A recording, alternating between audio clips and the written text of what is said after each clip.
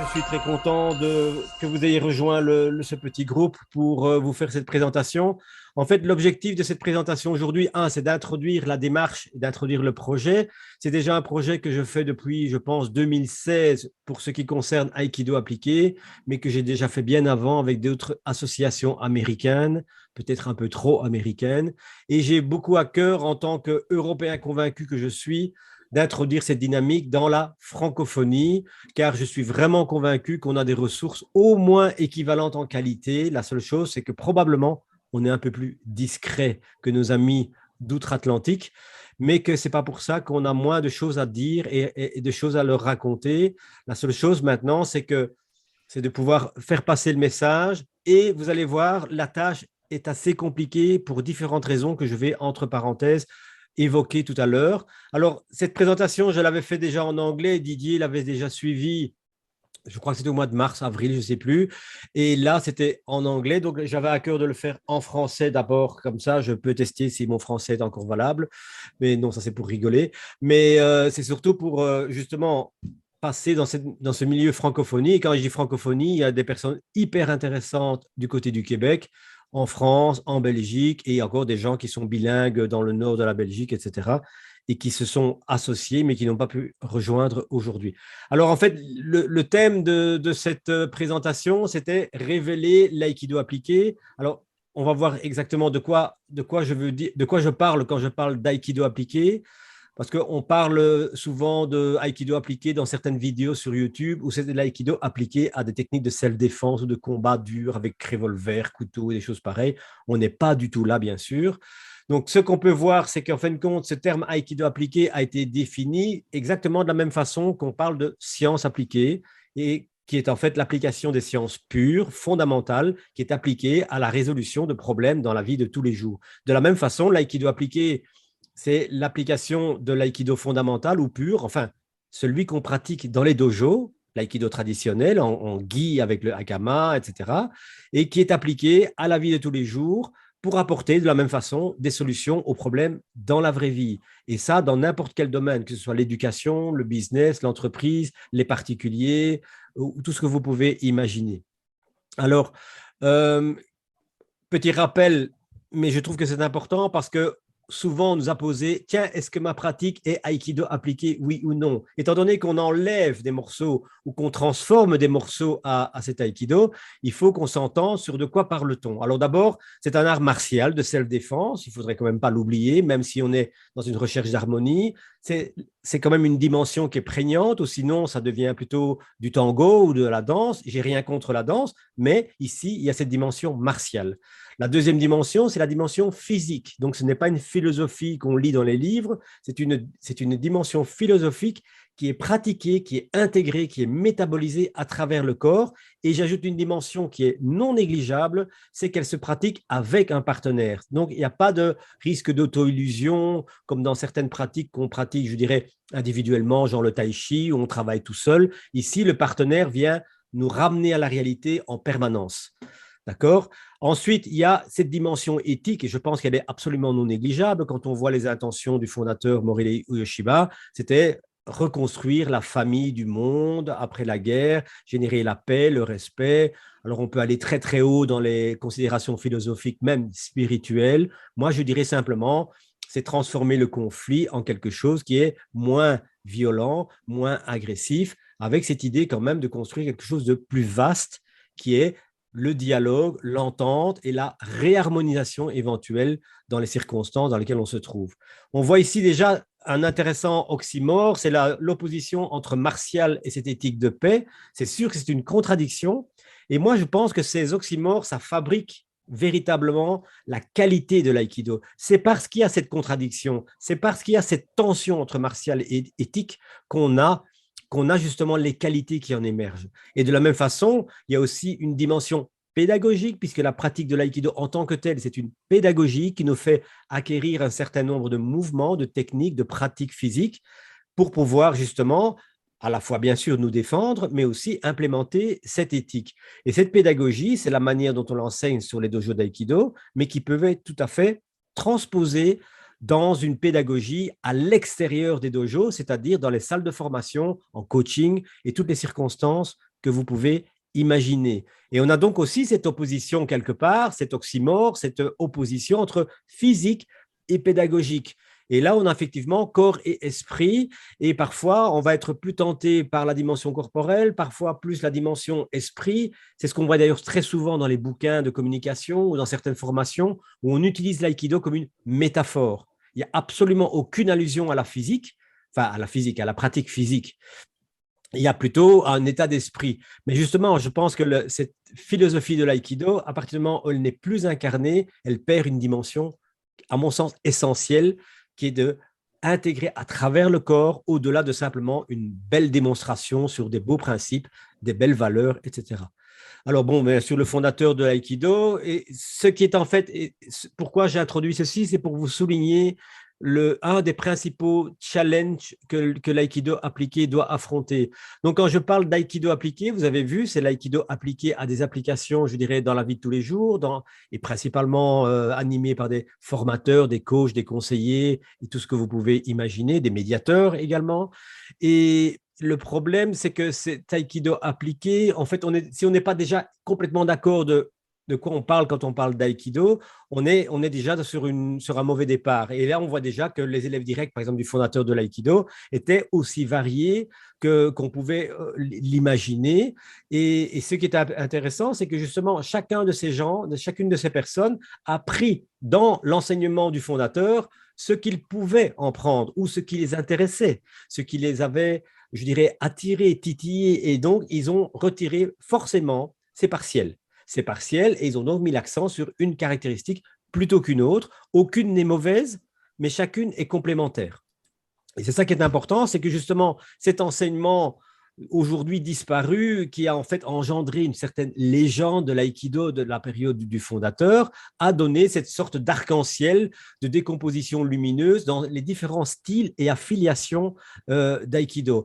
Et parmi ceux-là, bien sûr, il y a les élèves des élèves, des élèves des élèves. Et on a eu quelque part, déjà maintenant depuis plus de 20 ans, quelques personnes qui se sont dit « Waouh, c'est quand même intéressant, je pourrais faire ça en dehors du tatami, dans mon dojo habituel où je fais ma petite pratique sportive, super sympa avec mes copains, mais en fait, je peux en faire quelque chose. » C'est principalement aux États-Unis qu'on connaît, je dirais, ce que j'appelle les pionniers de l'aïkido appliqué. Et naturellement, ça ne s'appelait pas comme ça. Ils avaient chaque fois un nom particulier. Ce qui est intéressant, quelque part, c'est que l'aïkido appliqué, c'est un peu le nom de famille. Et chacune des approches que chacun de ces pionniers ou de ces professionnels de l'aïkido appliqué va développer portera un nom. Et si vous voulez, c'est le prénom. Et l'aïkido appliqué, en fait, l'ambition de l'association, c'est d'introduire ce concept d'aïkido appliqué comme une approche à part entière, une approche globale qui se compose d'une diversité, d'une multitude d'approches variées, complémentaires et qui partagent toutes quelque chose en commun. Ou sinon, on ne parle pas d'aïkido, bien sûr. Alors, donc, en fait, ce spectre de la diversité des aïkido, et il est comme ça. Les pionniers, vous reconnaissez ici, vous avez Thomas Crum, vous avez Don Levin qui a introduit dans ses cours de sociologie à Chicago l'aïkido en tant que pratique, en tant que tel, ce qui est assez exceptionnel. Lui, je crois que c'est Ted Dobson qui a écrit un bouquin sur Tactics, ou je ne sais plus exactement le titre. Vous avez Wendy Palmer qui travaille plutôt ce qu'on appelle leadership embodiment. Vous avez Richard Strozzi-Eckler qui a commis au moins 5, 6, 7 livres.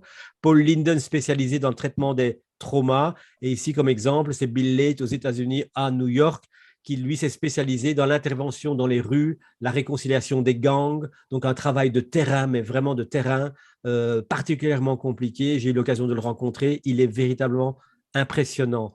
Ce sont les pratiques d'aïkido appliquées, en tout cas telles qu'elles sont connues dans le monde actuel, c'est-à-dire principalement le monde américain.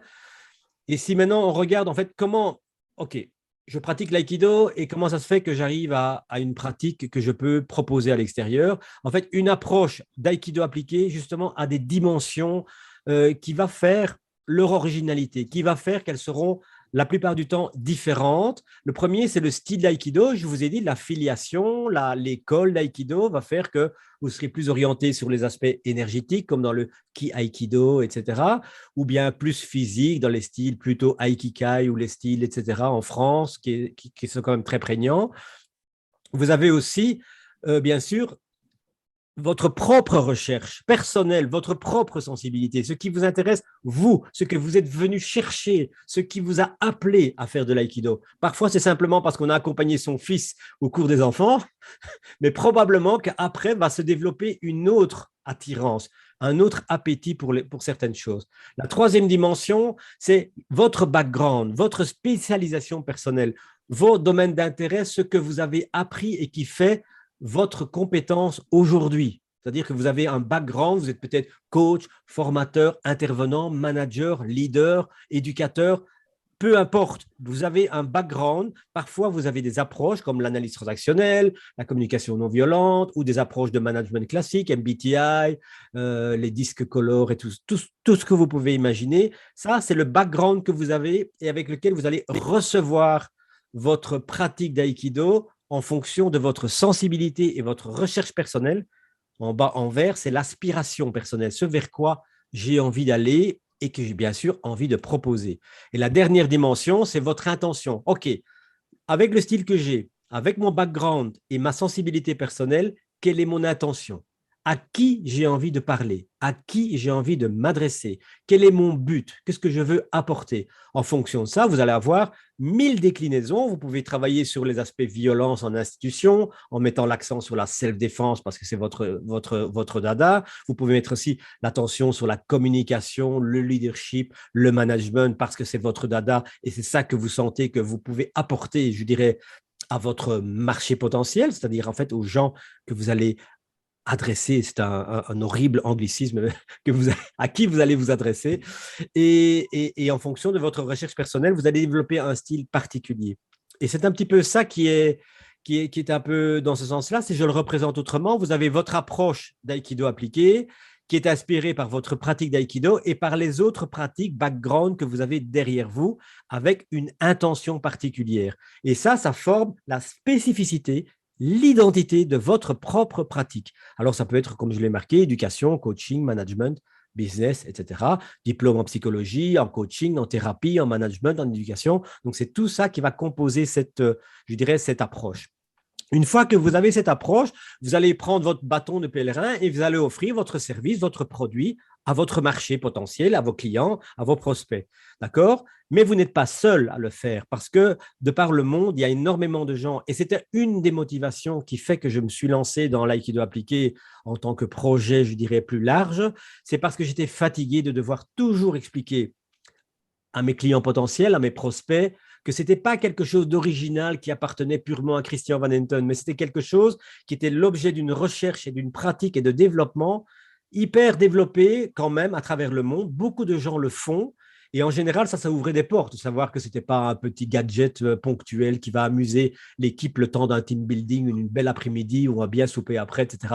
Donc, c'était quelque chose de super important parce que qu'est-ce qui se passe? On est tous sur la carte à certains endroits. Chacun a une approche différente.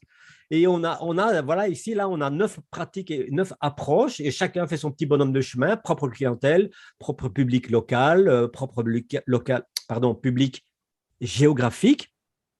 Et le problème, c'est que ça se développe et ça se développe. Et mine de rien, plus je cherche et plus je gratte et plus il y en a. En fait, il y a quand même énormément de personnes qui sont tentées, qui ont essayé, certains avec plus de succès, certains avec plus d'affirmation, certains avec plus je dirais, de visibilité, mais d'autres avec peut-être moins de visibilité, mais au moins autant d'intérêt dans leur pratique.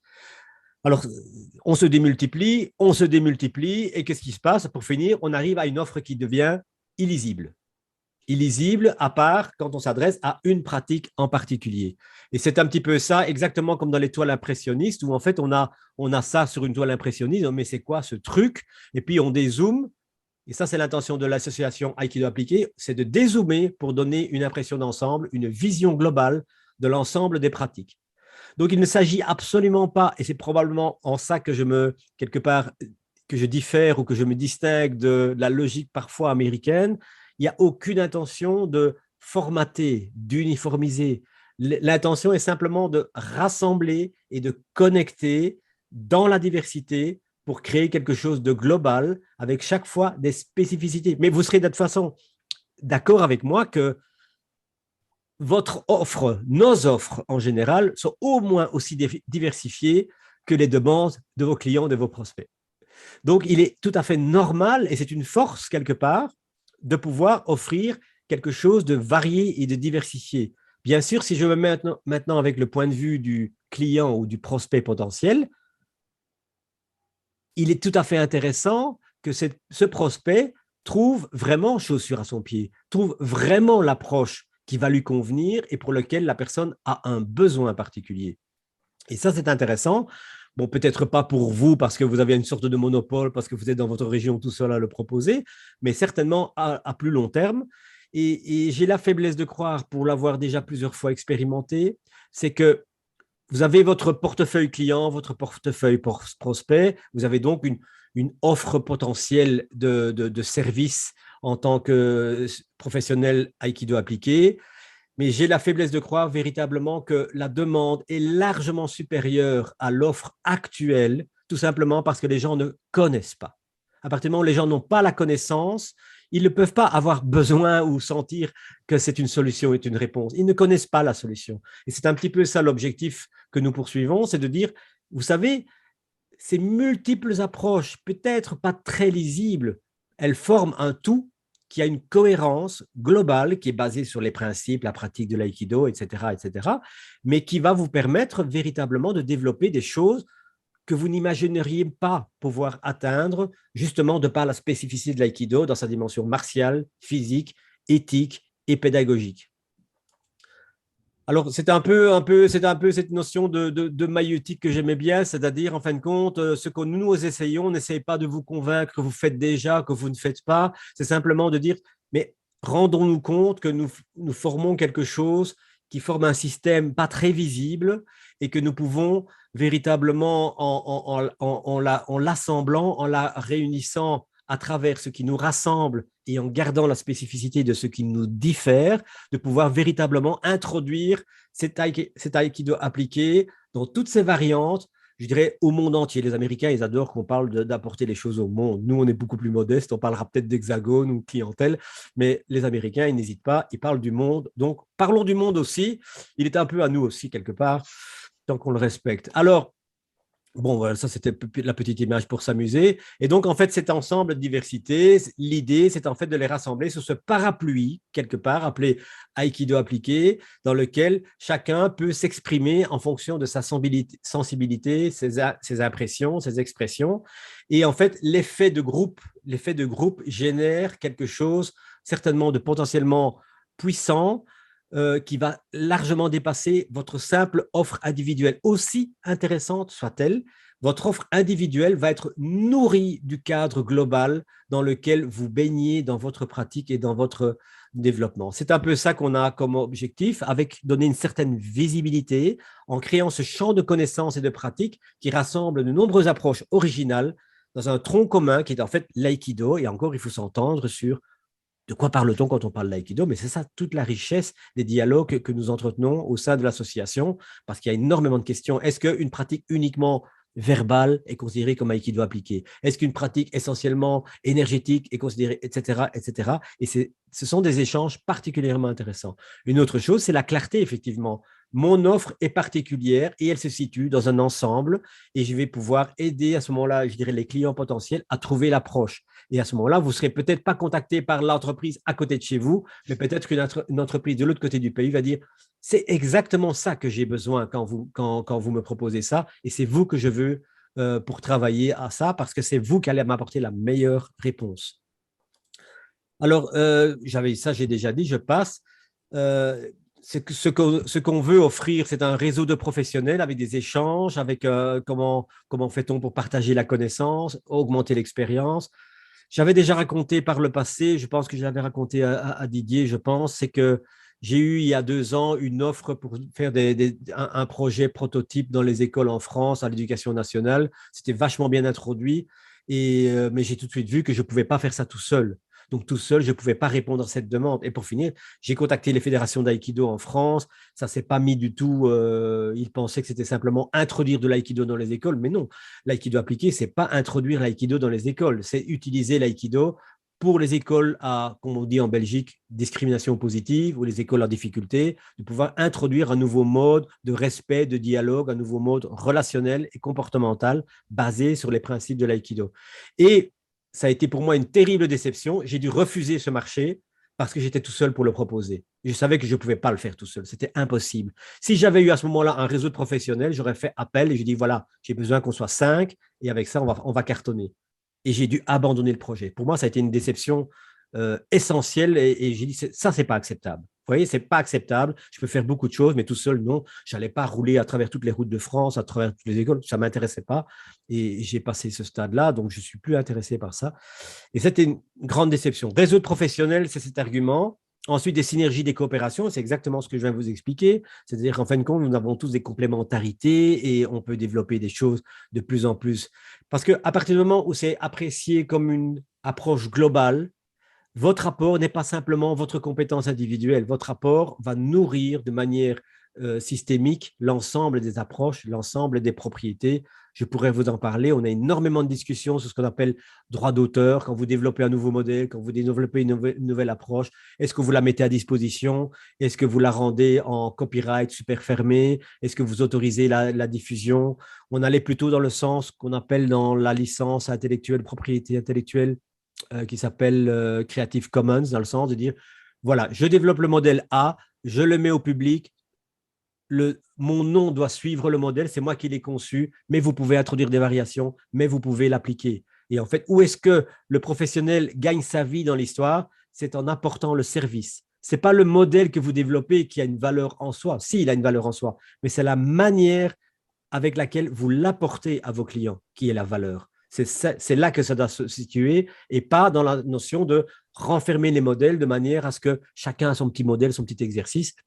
Ça, ce n'est pas ouvrant et je dirais même plus parce que c'est un critère important au niveau de l'association Aikido appliquée, c'est ce que j'appelle la congruence ou l'intégrité, c'est-à-dire on ne vend pas de la soupe.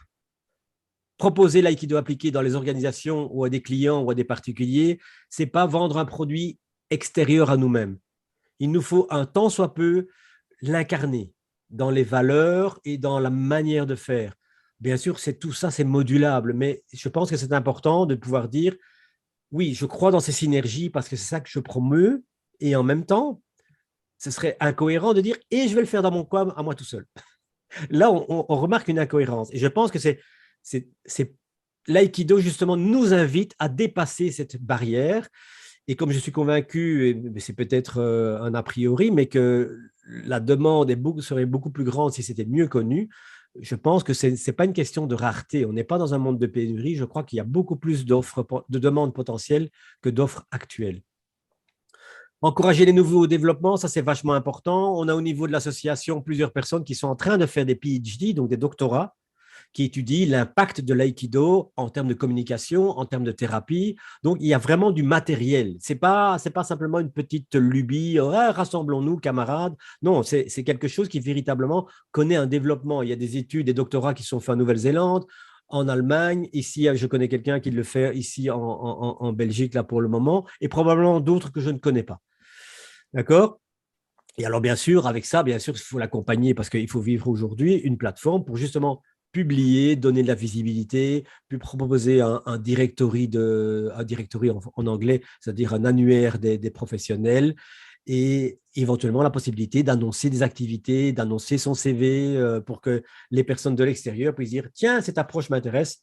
Ah, cette personne-là, je me sens concerné parce que, un, elle est peut-être proche, deux, son message est le message que j'ai besoin d'entendre. Une dernière chose avec cette présentation, c'est que j'ai voulu représenter le spectre parce que parfois la confusion est assez compliquée. Vous avez à droite du spectre l'aïkido pur qu'on pratique dans le dojo. Vous pouvez pratiquer l'aïkido en tant que sensei et avoir un enseignement traditionnel. Et vous pouvez, dans l'autre sens, vous adresser à une audience qui est en fait le monde entier, les gens qui ne font pas d'aïkido. D'accord? Ça, c'est les deux extrémités du spectre. Vous avez la première à côté de l'aïkido, les gens qui développent une pédagogie aïkido particulière. C'est-à-dire on est toujours sur le tapis, on parle toujours à des aïkidokas, mais on a une manière un peu différente de la présenter. J'ai fait ça pendant des années dans mon dojo ici à Namur. C'était vraiment un aïkido qui était au-delà de simplement du geste et de la technique et des passages de grade. C'était un aïkido qui avait une ambition de d'opérer ou d'inviter un changement sur un plan individuel. Vous avez bien sûr tout ce qui est en fait le monde des praticiens, je n'ai pas traduit ça, je suis désolé, des praticiens applied Aikido, aussi bien dans le monde professionnel qu'académique, parce que je vous ai dit, il y a pas mal d'études qui sont en train d'être entreprises dans ce domaine-là.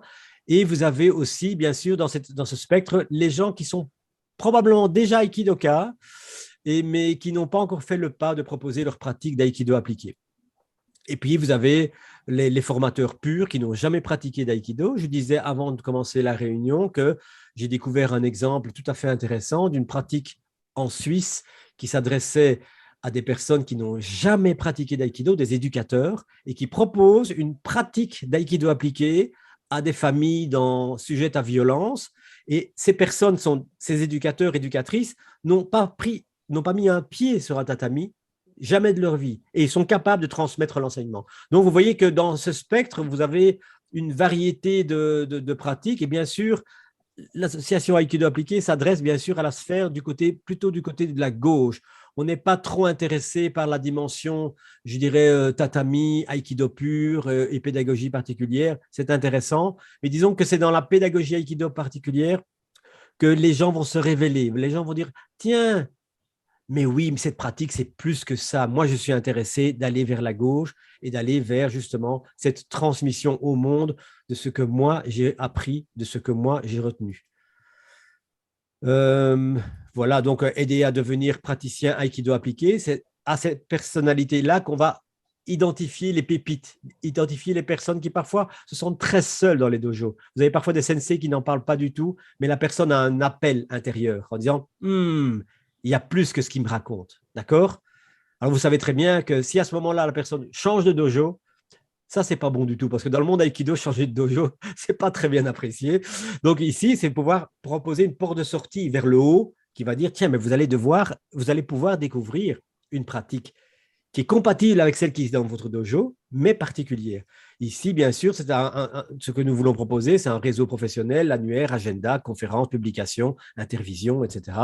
Ici, c'est bien sûr aider les aikidokas qui sont déjà prêts, mais pas encore à faire le pas. Et ça, pour le moment, on a énormément de personnes qui nous demandent. C'est vraiment les aider à devenir. Comment rédige-t-on une offre? Comment propose-t-on proposer son approche sans faire peur et sans non plus paraître trop original? Et ici, bien sûr, les synergies. Ici, je pensais en particulier aux gens, par exemple, de la communication non violente, c'est une pratique formidable, mais très verbale, très mentale. Et ils sont très, très intéressés d'introduire les dimensions corporelles dans leur pratique. Et donc, à ceux-là, on doit dire, oui, vous ne faites pas d'aïkido, mais sachez que l'aïkido vous apporte des choses que vous ne soupçonnez même pas. D'accord? Et peut-être que la personne va continuer d'être formateur en communication non violente, mais avec ce qu'elle aura découvert en termes de pratique, elle va peut-être élargir son offre de pratique ou simplement nourrir sa propre compétence pour pouvoir s'adresser à son public de personnes qu'elle est en train de former. Et ici, bien sûr, l'audience, le monde, c'est en fait de dire au monde, vous savez, l'aïkido appliqué, ça existe. Et ce n'est pas simplement une chimère. Voilà, c'est l'image que j'utilise tout le temps. Avec une goutte ne peut pas faire grand-chose, mais quand on met toutes les gouttes ensemble, bien sûr, on forme quelque chose de bien plus puissant. Alors, les Américains aiment bien les citations pour le monde, etc. Mais je suis vraiment convaincu qu'en fin de compte, tout seul, je peux influencer X personnes. En groupe, c'est démultiplié. En fait, l'effet est démultiplié. Je pense que c'est tout. Merci, c'est fin de l'exposé. Voilà, j'ai essayé d'aller relativement vite pour ne pas vous lasser, mais je pense que j'ai encore plein de choses à vous raconter. Je vais juste ajouter une chose. C'est que la difficulté que je rencontre de plus en plus dans les démarches pour essayer de séduire des professionnels qui sont déjà dans la place, c'est que c'est très compliqué parce que en anglais, on dit What's in it for me? Il me demande toujours, mais tu nous apportes quoi? Qu'est-ce que ça nous apporte de participer à ce projet? Et bien souvent, ce sont des personnes qui sont très occupées, donc ce n'est pas une critique, ils sont très occupés et ils doivent faire des choix pour pouvoir restreindre leur pratique à uniquement ce qui est essentiel, parce que déjà, la journée n'a que 24 heures. Donc, c'est assez compliqué et j'en ai discuté avec des gens en Angleterre par rapport à ça.